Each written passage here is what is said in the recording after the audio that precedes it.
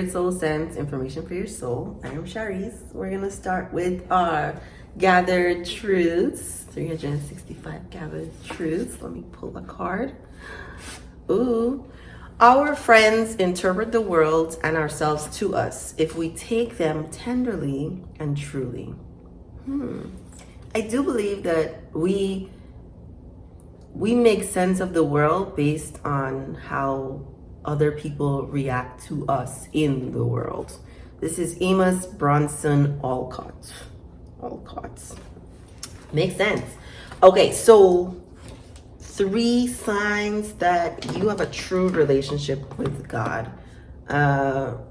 True relationship with God, right? You don't just theorize it. You don't just think about it. You actually live it, experience it.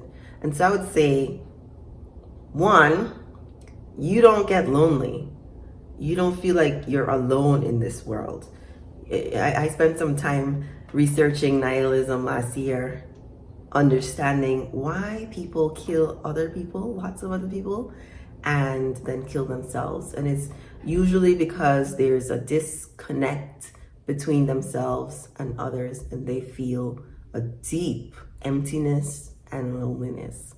When you have a true relationship with God, you do not get deep loneliness or emptiness. You have fully realized and believe and feel the presence of God in you, such that you don't have to be around other people to feel whole. You don't get lonely. You don't feel like it's just you against the world. You always have God on your side, guiding you and directing you and helping you to feel at peace. One, right? You don't get those alone feelings. If you are able to have a true relationship with God, right? God is a comforter, a friend. You don't feel alone. My second sign that you have a true relationship with God is you understand that the struggles and challenges that you have in your life are meant to help you become a better person, such that when it's time for you to give your testimony to the world, to another person, to church, you do so with love and joy in your heart. You're not begrudgingly telling the story. You're not telling the story and still in pain and in tears. You have this understanding that all that you have within you can be a blessing to someone else. And as social beings, I really think it's like one of those perks to be able to tell your story. Each one teach one. I love that phrase. Each one teach one. So someone else doesn't have to go through something the exact same way you went through it. They can learn something from your experience. They can be inspired from what it is that you're going through. So when challenges happen your way, you're not necessarily automatically thinking, oh, I'm going to use this as a way to empower others. That's not usually how it is. But when you're in the thick of it, when you're going through it, you know that God is with you, right? God is closer to you than a brother. God is with you, loving on you, helping you get through this. So you don't wallow in sorrow. You don't stay defeated.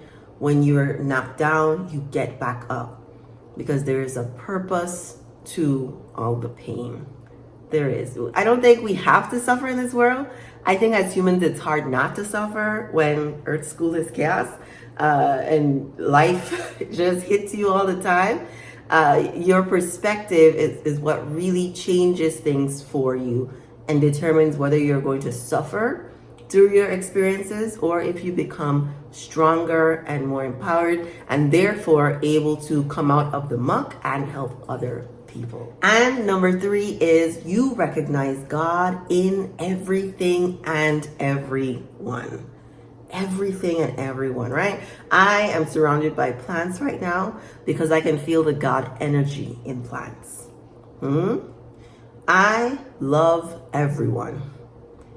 Even the people who say some wild things to me. Even the people who say some racist things to me.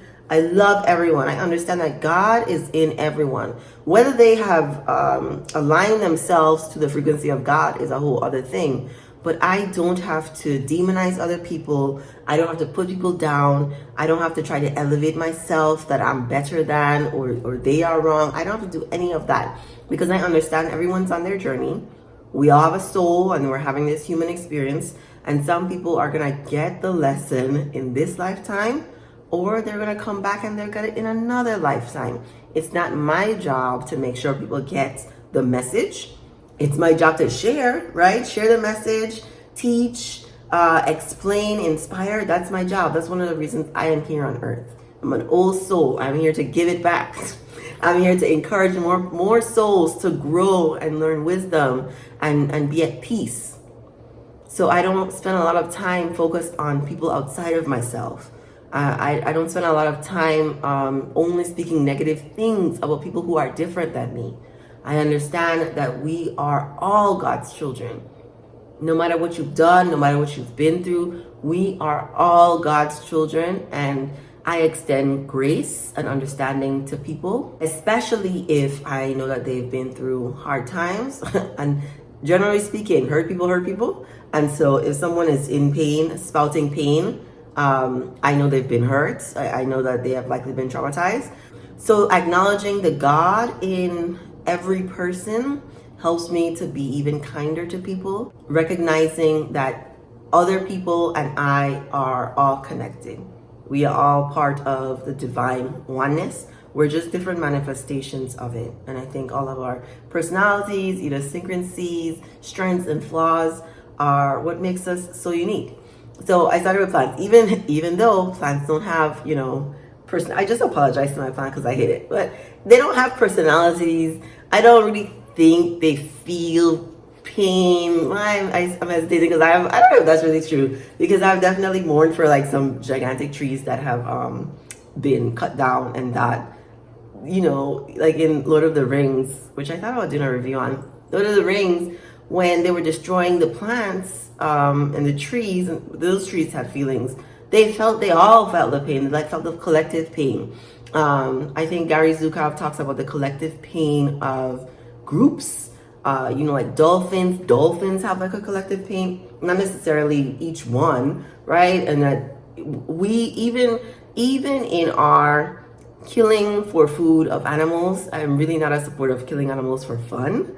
But if you consume animals, they have to be killed before you consume them. Even in the killing of the animal, you understand that there is God essence in animals, and even in killing of animals, they deserve reverence and respect and appreciation for giving humans sustenance. And I think the closer you are to the actual act of animals being killed, I think the more you are able to acknowledge and realize that animals have, the same sort of God energy that humans have, that our plants, our relationship with the world are things that need to be balanced, because whatever you do comes back to you, right? Like I often think about lying. I'm not a liar. I'm not a good liar. I think to be a good liar, you have to practice it. I don't like lying. I don't like how it feels. But if you tell a lie, you're really lying to yourself, because you're acting as though your lie is a benefit to you, that you are protecting yourself or another person with your lie, but really your lie harms you too. It really does. Whatever you do to someone else, really, you're doing it to yourself. And so when you can understand there's God energy, like the Force in Star Wars, there's a energy, there's an invisible force connecting all of us. It helps us to not feel lonely. It helps us have kind and pleasant interactions with other people. And it helps us realize that you and I are not very different. We might have some external differences, but we're much more alike than we are different. Let me know of any signs that you have a true relationship connection with God. Please leave a comment, like this video, share it with a friend or someone you think it may help, and thank you for watching.